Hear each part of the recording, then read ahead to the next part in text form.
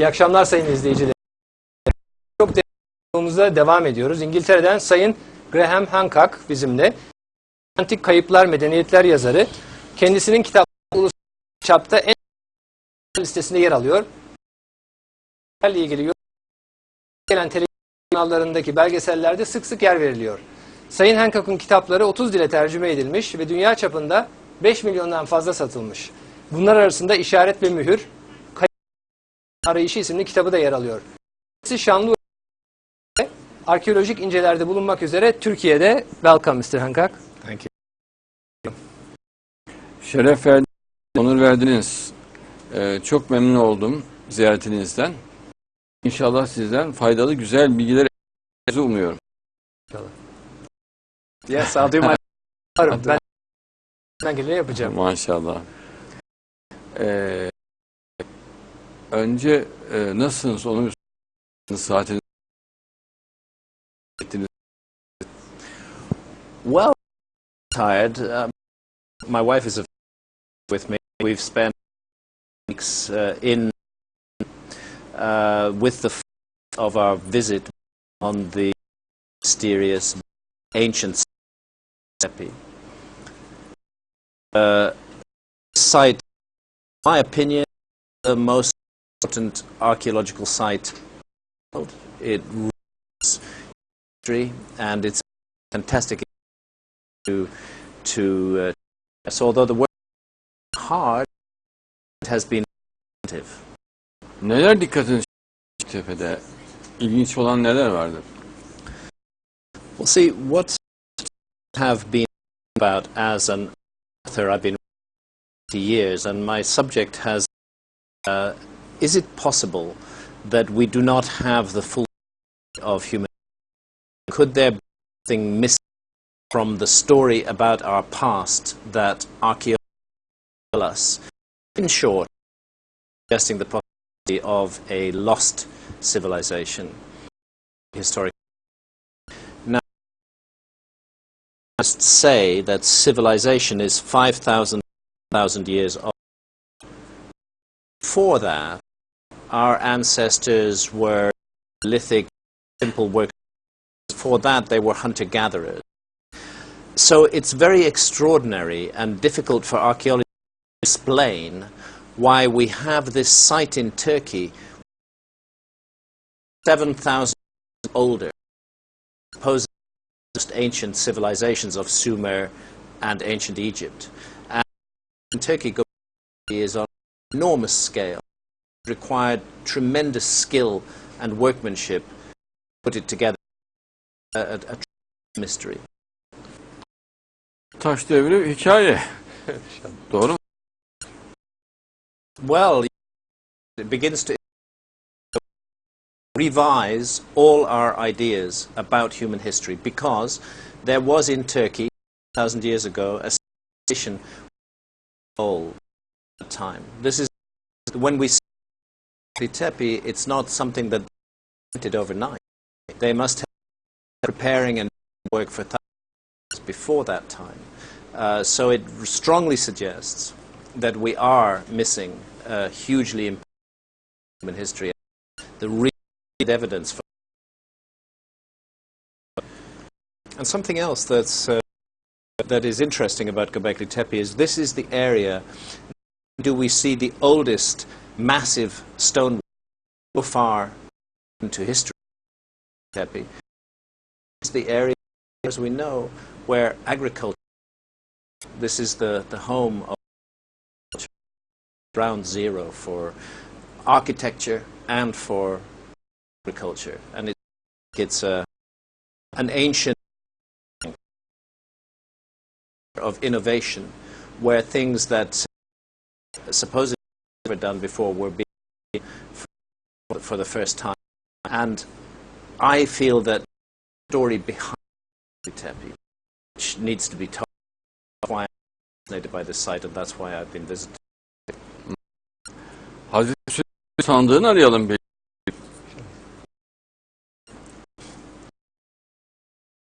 Of course, interest of mine. Very first writing books for more years, but the first book I wrote a historical mystery of the Ark of the Covenant called The Sign and the Seal, which was published in 19... And that my own personal quest for the truth about the covenant. And I believe that at least a very important part of the story must be told in Ethiopia. It's the Ark of the Covenant, Ethiopia. Peygamberimizin hadisi Seriye Gölü'nün dibinde olduğu söyleniyor. On a very interesting issue, which turmoil in the world today. It's of the theistic faiths, Christianity, Judaism, Islam, all of them a very important place to the Ark of the Covenant. Is of great significance in Islam and the belief that the Mahdi did recover the Ark of the Covenant and bring it to the world at a time when there will be a final battle of good against evil. For fundamentalist views, that the covenant build the third in Jerusalem, and for fundamentalist Christians, the covenant is referred to in the book of Revelation as one of the return of the rediscovery Ark of the Covenant is one of the signs of the day of judgment and the end of the world. So it's interesting that this very ancient object, which goes back to the Temple of Solomon 3,000 years ago, or earlier, it was created at the foot of Mount Sinai on the direct God to Moses. This very ancient object, which was then installed in the Temple of Solomon and which then became lost, that its rediscovery and its return is focused upon by all the great monotheistic faiths. And indeed, it's a tradition. It's under the waters of Tiberias. I have a separate view. I don't think that tradition is the only to look at. There is a very powerful tradition in Ethiopia that the Ark of the Covenant has been there, because God be there, for a very long time, 2,500 years. Olabilir. Orada da Antakya denilen ya da olduğu şey. Maybe we're looking for it. After all, if the fundamentalist branches of all of these three religions see it as a sign of the end, maybe it would if we didn't.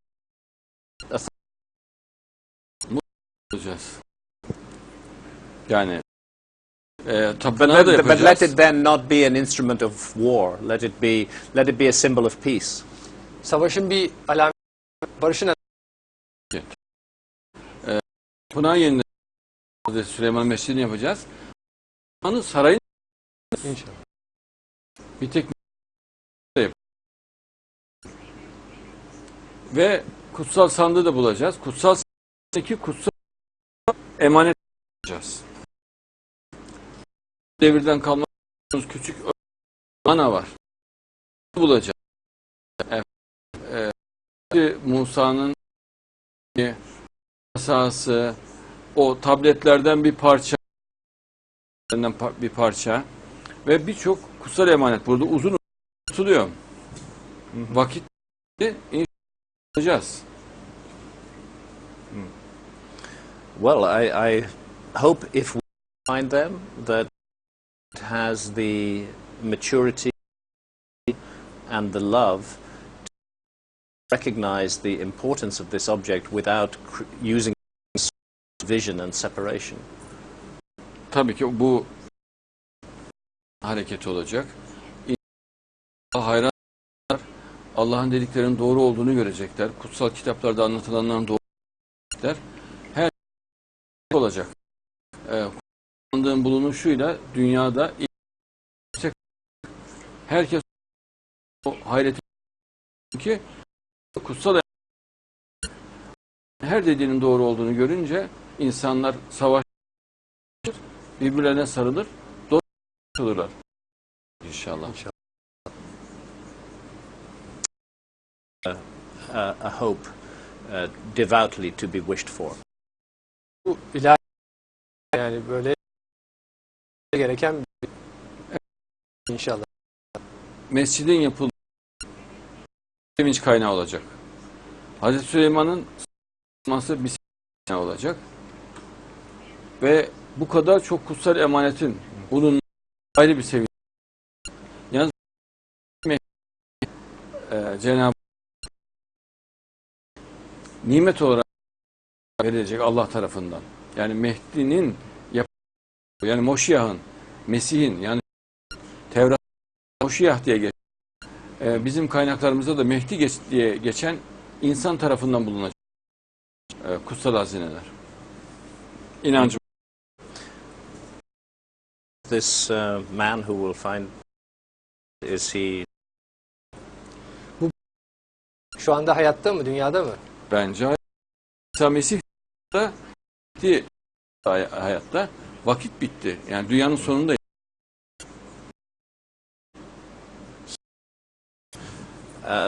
You feel that we're close to the end of the world?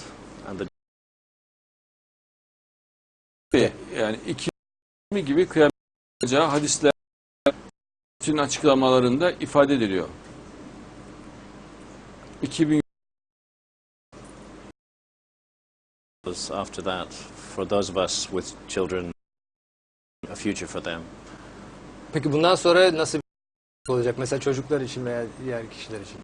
kardeş olacak bu yüzyılda. Yani bütün dünyada duracak, kavgalar duracak, barış, sevgi, iyilik dünyaya hakim olacak, medeniyet patlayacak, mimar olacak, demokrasi tam hakim olacak, fikir özgürlüğü tam anlamıyla hakim olacak, kadınlar ön plana çıkacak, kadın hakları had olacak, özgür, mutlu yaşayacak, çocuklar özgür ve mutlu yaşayacaklar, olacak bu ve son kere oluyor. Sonra ciddi bozulma başlayacak. 2120 gibi de kıyamet kopacak. Bu kaynaklar hepsi Peygamberin hadislerinde de var. Tevrat'ta var. Zohar'da var. İncil buna işaret edildiğini görüyoruz. I'm still trying to understand. So you're seeing an amazing period of universal harmony and love. Human qualities come to the front, but then after that, corruption and judgment. I understand the professor. Evet. Ve ona kopuyor.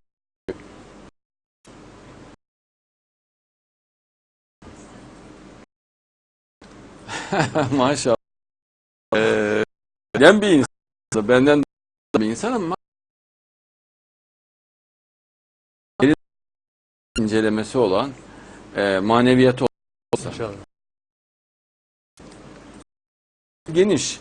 Bunu o zaman bir özel sohbetle yapalım biz. Burada kısaca sohbetimizi detay gösterelim, sohbet edelim. Bugünlük bu kadar olsun inşallah. I would look forward to the opportunity to have a private. The only thing, hope for joy and beauty and peace and love and harmony in this world that the universe, beautiful garden of a planet. Let us as humans take responsibility and live good lives and another, regardless of our nationality or religious beliefs. Allah'ın nasip ettiği inşallah güzel sevgi içinde barış. Sizinle de daha uzun bir görüşme yaparak inşallah bu konuyu geçirelim. Maşallah. Konu. Maşallah. Peki devam edelim.